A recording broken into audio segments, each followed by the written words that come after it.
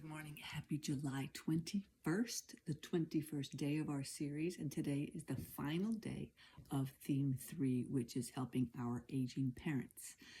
So today I want to talk to you about using decluttering as a point of connection and not conflict. So I have a story. Story time.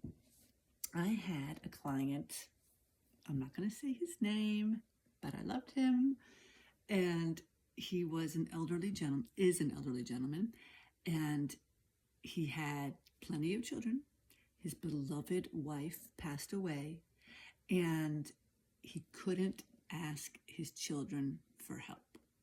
He wouldn't ask his children for help because it was way, way, way too close.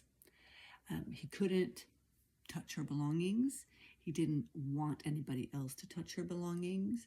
He wanted them to be handled with kid gloves, the respect that her clothing deserved, and not to be rushed or pressed during the process of moving the belongings to the next place.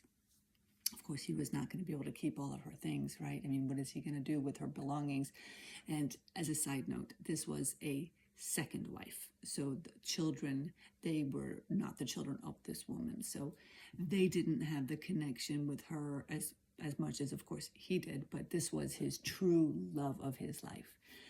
And I was brought in via referral from another dear friend of ours at the mutual connection. And we had a bond immediately, me and this gentleman, because I knew he needed my help. I was never going to disrespect his wife's belongings. I was never going to disrespect him or rush. We made a game plan, and we had an idea of what needed to happen and how we worked together. I don't know if it could happen with his children. You know, it gets so close. We get so close when it's family. It's a different feeling when it's family. And I want you to consider, if you want to have do this work with your aging parent, how can you come to the table with an open heart and not have your own agenda at the foundation of hurry up. Do you know how many times I was working on her clothing and folding them lovingly, because I always believe in everything needed to be folded nicely. I don't just throw things in a bag and then throw them out to the recycling station or getting them to the secondhand store. No way. I fold everything. I touch everything.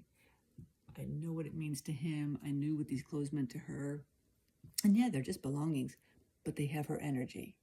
And if I don't treat it with respect, the next person isn't going to treat it with respect. So how many times I would be sitting and I'd be folding clothing, and I would see him in the other room taking a letter that he found that she had written, and he would be just crying, having a moment to himself. And can you allow yourself to not get involved or try to help or try to engage or try to fix it or try to change it, to try to make it better for that person? Let them be, and just do something else. Just work on something else for the moment. That is how you can create connection versus conflict while doing decluttering with your aging parent. Let them be, let them have their time, take their time, take your time, slow it on down. Almost like to warp speed, you know, slow it down and ask for the stories. Remember, we've already talked about talking about the stories. Okay, that is a beautiful story I wanted to share with you today, personal story. And then tomorrow we start our final series, theme of the series, and that is legacy, letting go, and lightness. I don't know about you, but I think that we need some legacy, letting go, and lightness in this day and age. I hope you have a beautiful day. Thank you very much for listening. See you tomorrow. Bye-bye.